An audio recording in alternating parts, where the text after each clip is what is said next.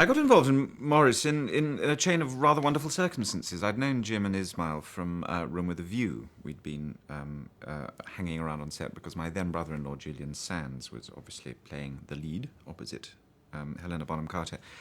And we started to talk about Maurice, which Jim Ivory had always wanted to do as the sort of second movement of the symphony, the Forster three-part sequence that he did. He came to me because Ruth Pravajavala, their normal collaborator and genius, was working on a novel at the time and didn't really feel that Maurice was naturally her territory. I, by contrast, who was working at the BBC as a music and arts producer, was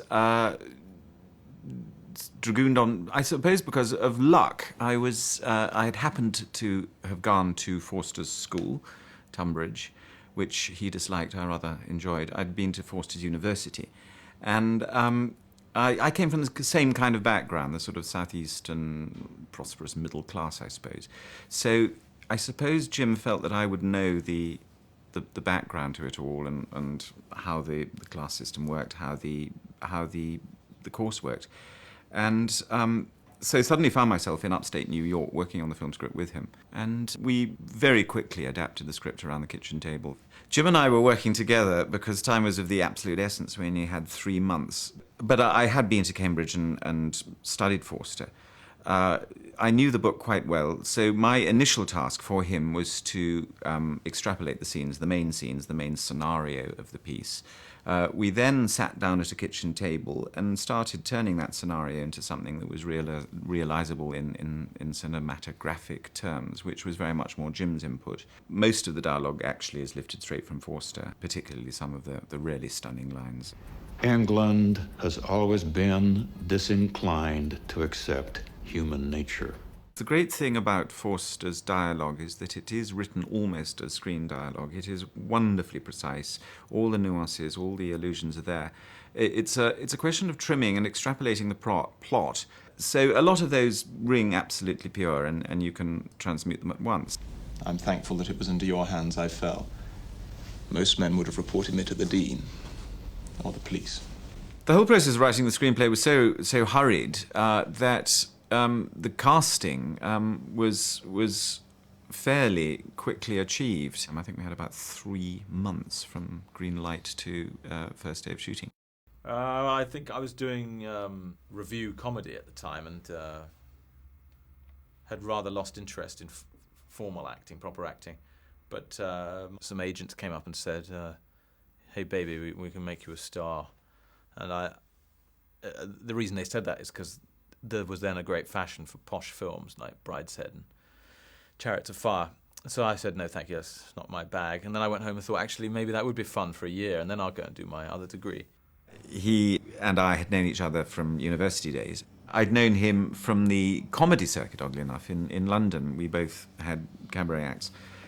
His dazzlingly funny, and we'd shared digs, we'd shared theatres, we'd shared beds, I think, at one point when times were hard. My agent, who very seldom telephoned and said, there's this film Merchant Ivory are doing, and they'd like to meet you. I really thought about, I don't know if I want to go for this. It seems rather serious, and I won't get it. And my brother, who was a banker, who I was living with at the time, was at home that day ill, and he said, no, come on, don't be an arse. Go and make an effort and brush your hair and wear a suit. And so when Jim was given by Celestia Fox, the casting director, a list of 6 virtually unknown young British actors, because they are all very young and they wouldn't have established a reputation, the 3 main leads, I said, well, cast Huey, he'll make us laugh. And I met James Ivory and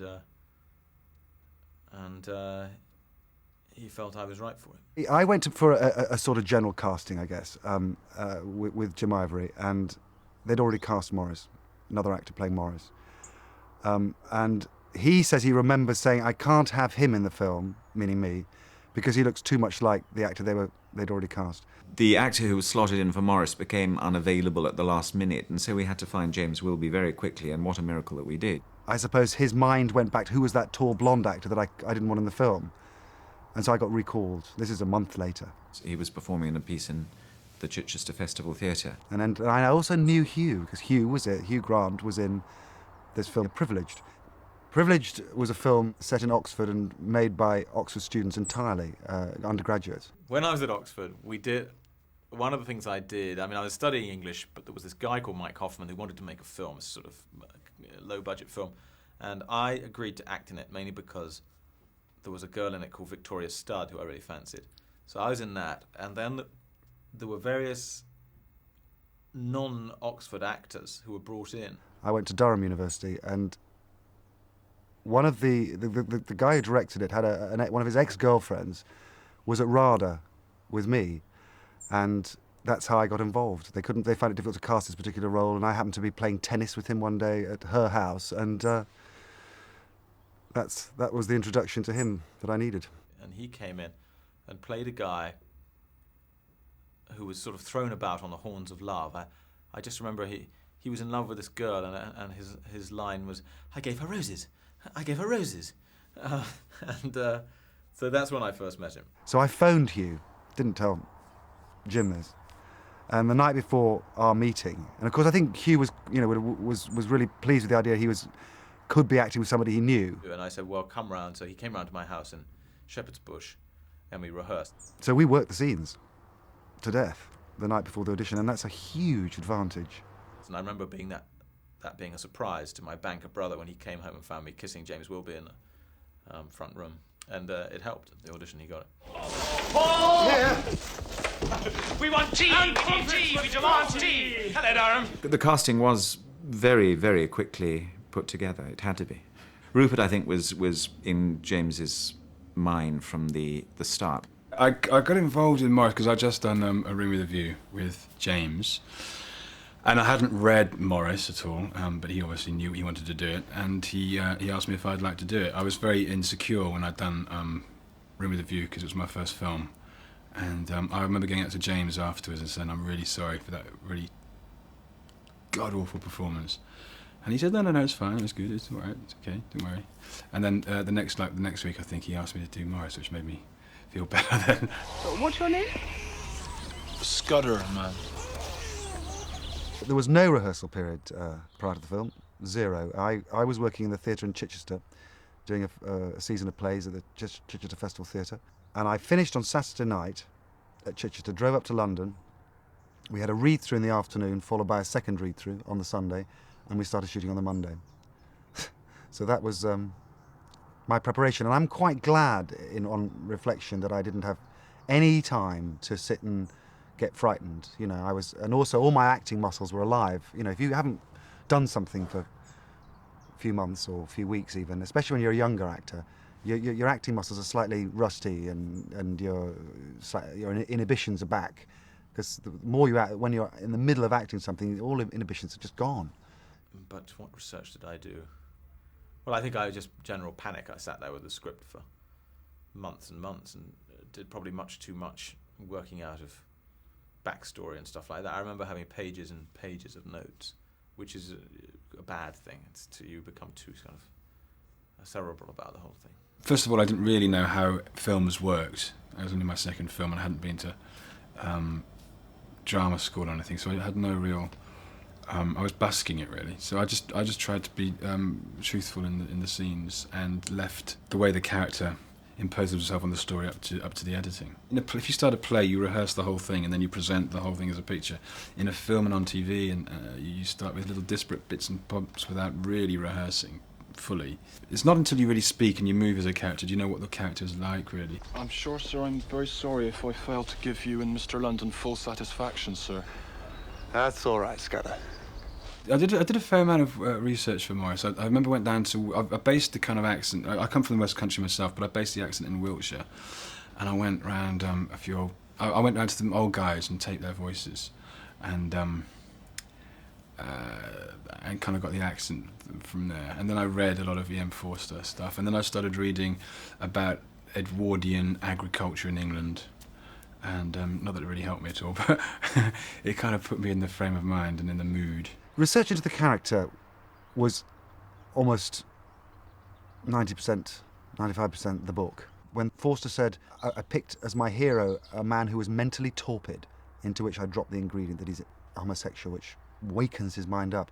So I found that a really interesting idea, and He feels intellectually inferior to most of the other characters in the piece. So there's a sort of, oh Christ, a clunk before he tentatively suggests what he's thinking. And I wanted to try and chart through the movie, because it is about self-discovery, this film, that as he gets older and more confident, he's able to use his own emotions and his own understanding of the world more confidently, and doesn't have the clunk which he has at the beginning.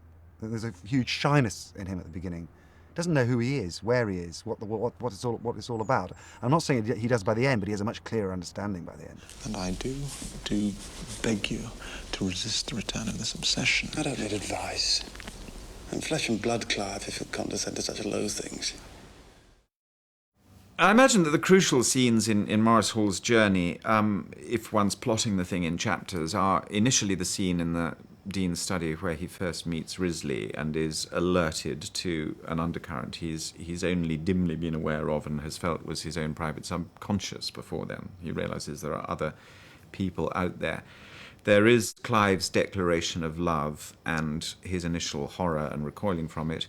Then there is his own declaration of love when he bounds up the ivy of the college wall and climbs into Clive's room.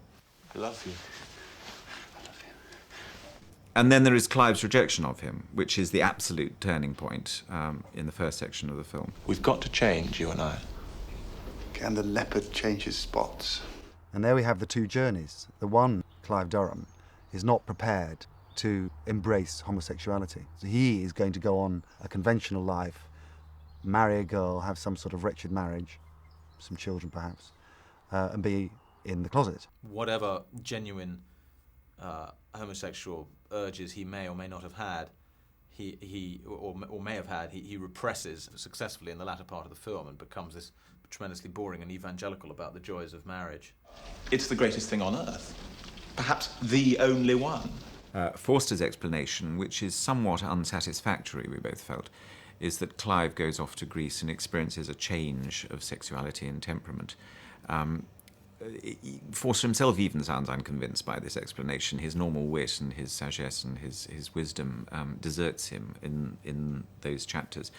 But he obviously needed as a plot device, as we needed as a plot device, Clive and Maurice's paths to diverge. But we needed, I think, to show the late 20th century audience how urgent the threat was to Maurice and particularly to Clive, because Clive, being gentry and in a position of authority, is in a position of extreme danger of exposure. By continuing like this, you and I are risking everything we have.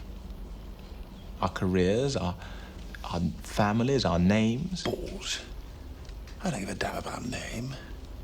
The whole book is E.M. Forster dissecting the miseries of what it was like to be gay in the Edwardian world, and it must have been absolutely miserable for those guys. A world where homosexuality and love between men, active love between men, was a punishable, imprisonable offence, which quite frequently happened in Edwardian England. In sentencing you to 6 months' imprisonment with hard labour. It seems incomprehensible to today's audience that somebody could actually be imprisoned for that, but we had to make that more urgent than perhaps Forster did. So we set up Lord Risley and invented this whole scandal around him. Viscount Risley commits suicide, dies by his own hand. And also we had to alert the film audience to what Maurice is expected to know, i.e. the Athenian Greeks, the Anglican tenets of Christian faith, those two huge cornerstones on which Western civilization, particularly British civilization, was based, and on which empire and the whole class system and the whole flower of England was based, and the huge hypocrisy and the shoving under the rug that Edwardian society managed to achieve with Plato. Which Zeus, in love with Ganymede, called the stream of longing.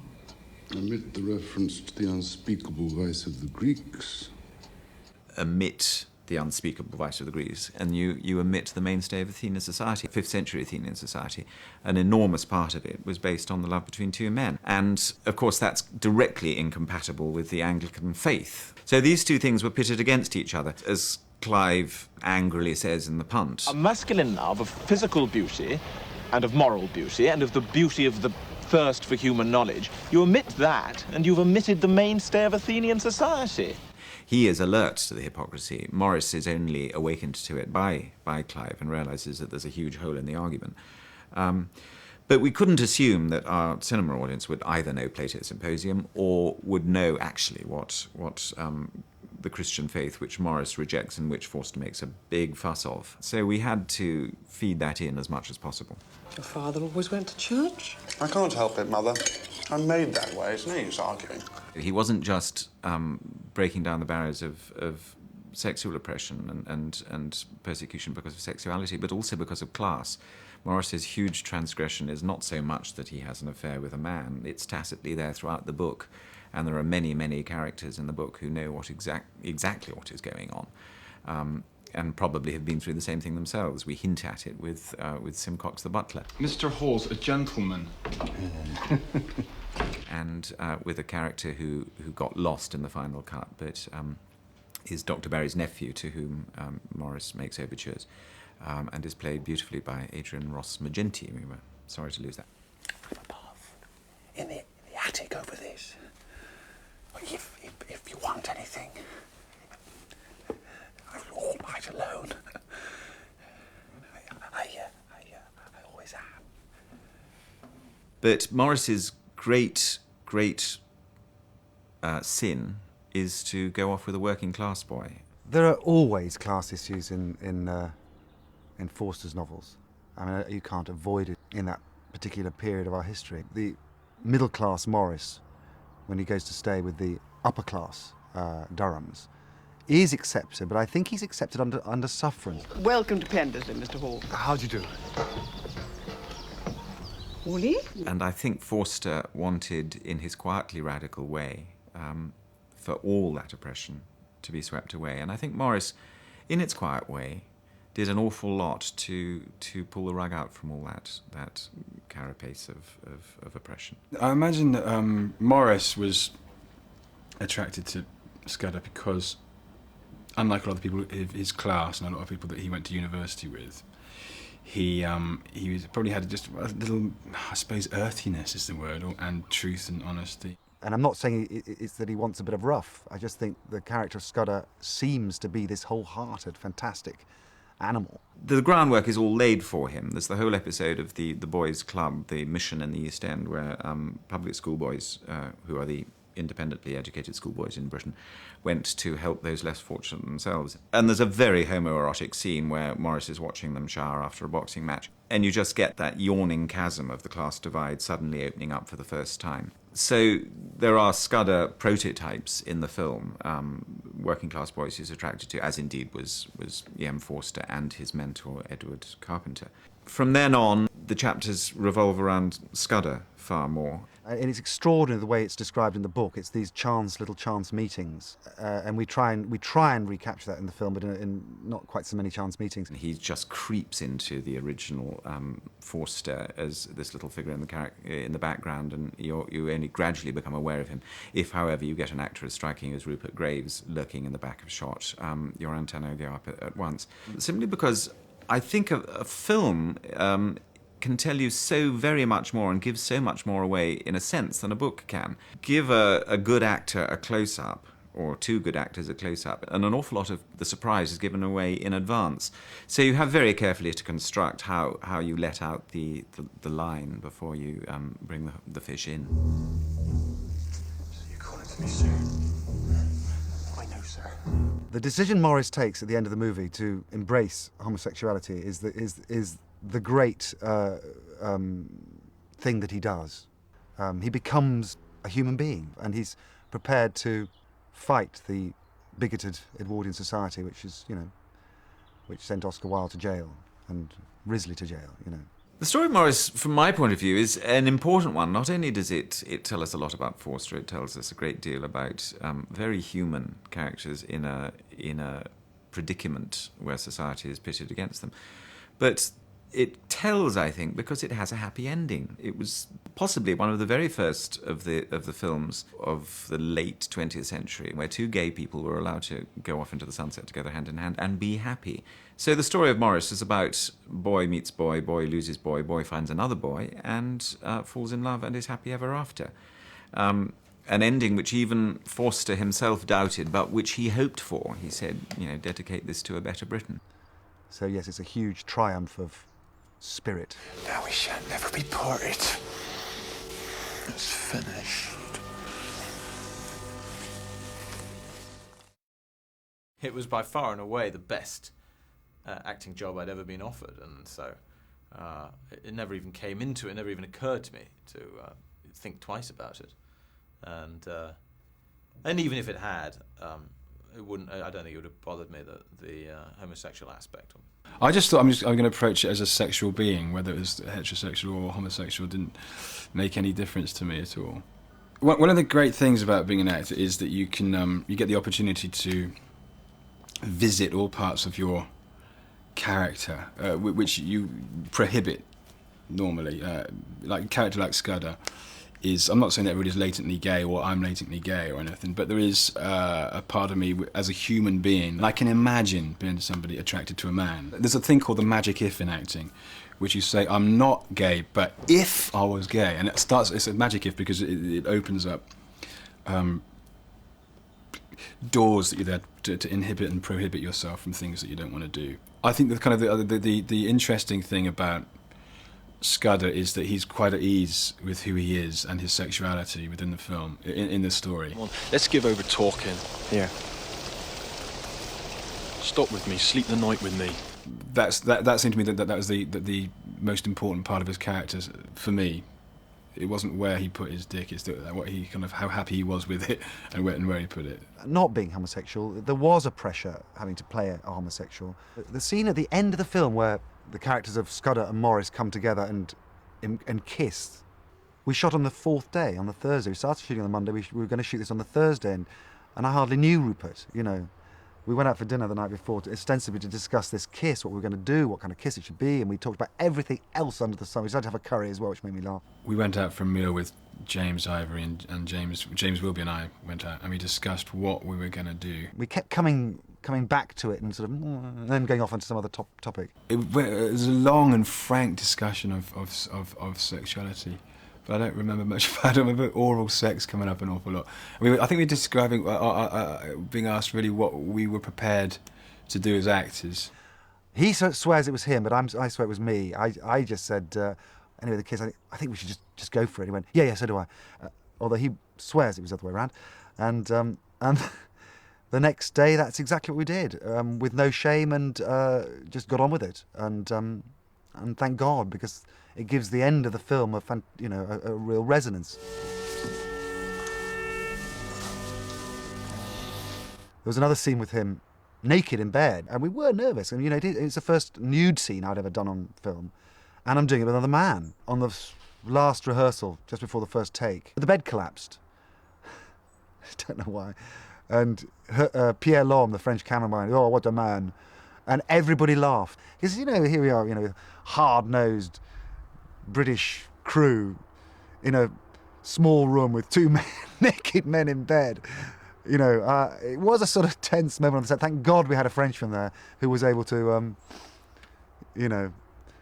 get some normalcy back, normality back into the moment. And the scene then went fine. You paid for this room in advance, didn't you? And then they won't stop me downstairs or anything. You'll be all right. Well, Jim's method of directing is to leave a phenomenal amount up to the actor. James is beautifully trusting of actors. He always says that he believes that an actor knows more about his character than he does. So he won't say, do that, take faster. He'll say, I kind of like the way you do that thing with your eyebrow, and then the way you say your line, His great note is, he says, well, I don't like the way you're doing that. Do that differently.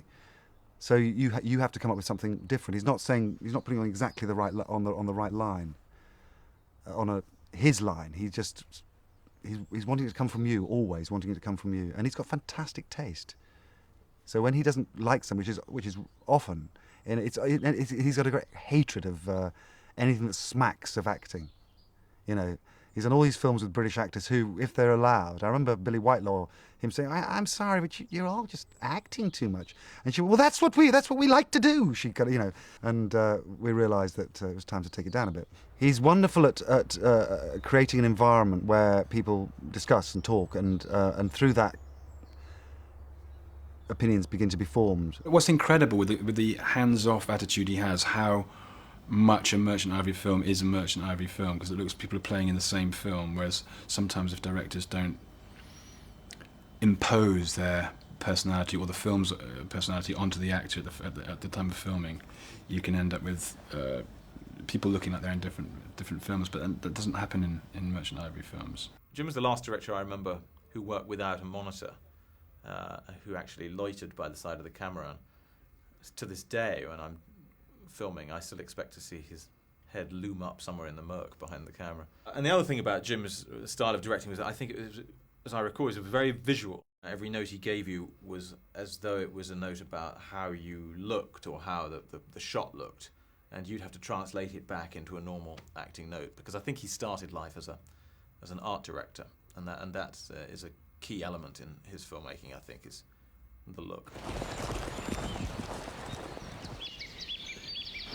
Maurice is part of a triptych. It's kind of like the middle section of the three-part adaptations of Forster that Merchant Ivory worked on. And so there was already a house style somewhat established with Room with a View. It's a much darker piece than Room with a View. Howard's End combines the darkness with the light of Room with a View. But Maurice is a very dark, sombre, masculine piece, which I think Jim captured superbly with Pierre Lhomme, the photographer, in the autumnal setting and the decay of Pendersley, in those dark, masculine wooden interiors, the black and white suits, the sub-fusk of Cambridge. So there was certainly a visual style to match.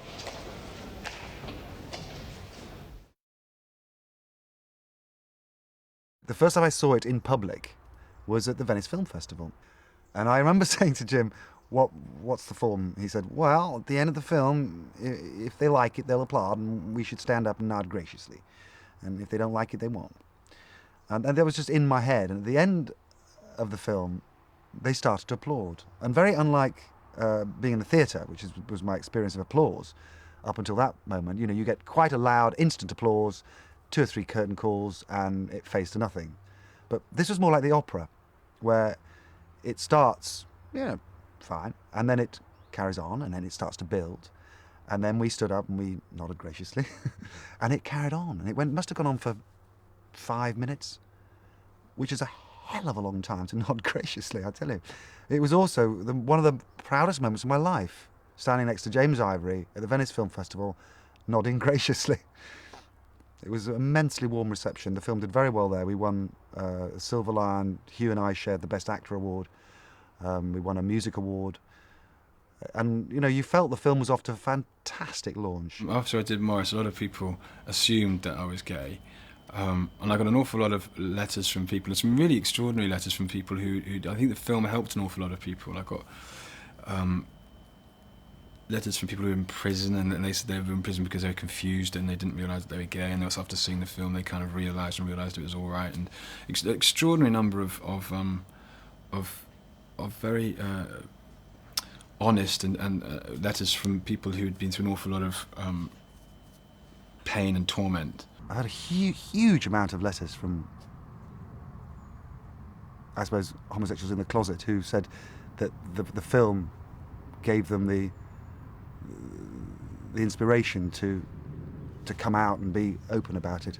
And I don't know if the film necessarily helped them, but it certainly calmed their worries about themselves. Both in America and certainly here, because we'd had Margaret Thatcher and her Clause 28, which had banned the promotion of homosexuality in schools and local councils, etc.